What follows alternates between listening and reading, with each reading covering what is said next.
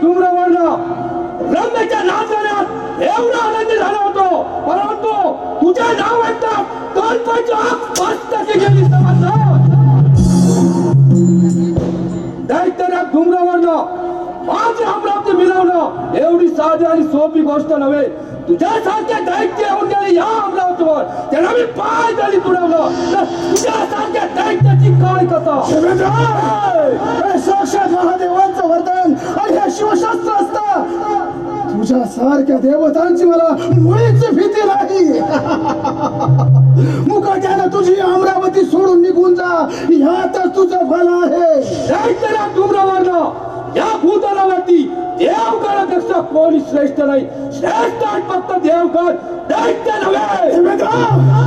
अरे देवत्वाचा भाता मारणारा तू आठव आठव. अरे पतिव्रता अहिल्याला भ्रष्ट तूच केलीस ना.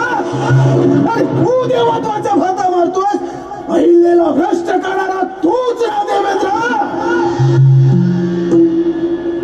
दैत्याला धूम्रवर्णा अहिल्याला भ्रष्ट केली, या देवेंद्रानेच केली. परंतु ऐक,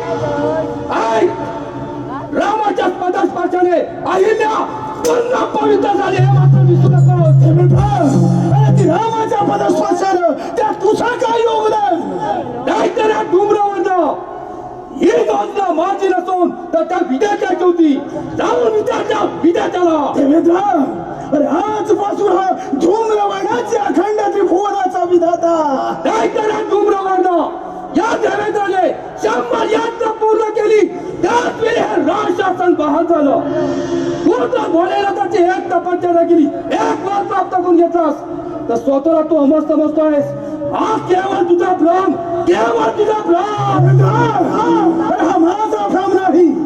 हाच सिंहासन प्राप्त करणं हाच माझा मनसुबा. आणि तुझ्या या अमरावतीला हा धूम्रवर्ण देश धडीला लावणार हे मात्र निश्चित. दैत्याला धूम्रवर्णा मग ऐक, एक वेळ सूर्य पश्चिमेला उगवेल, चंद्र आपली दिशा बुलेल, पण देवेंद्राने टाकलेलं पाऊल कधीच मागं घेणार नाही. समजलं? त्याची मुळीच चिंता करू नकोस. अरे हा धूम्रवर्ण तुला माऊल मागे ठेवायला संदेश देणार नाही, पातामुळी थोडी देणार तुझी. दैत्याला धूम्रवर्णा ऋषी मुनींची होम हवन बंद करून तू स्वतःला अमर समजतोयस. अरे धर्माने वागलास तर तुझा मृत्यूच नाही, आणि अधर्माने वागलास तर तुझा मृत्यू निश्चित आहे. धर्माच्या गोष्टी तुझ्या तोटी मुळीच सोबत नाही असं सामान्य तर स्वीकार युद्धाचं आव्हान. स्वीकारलं. दैत्याला धूम्रवर्ण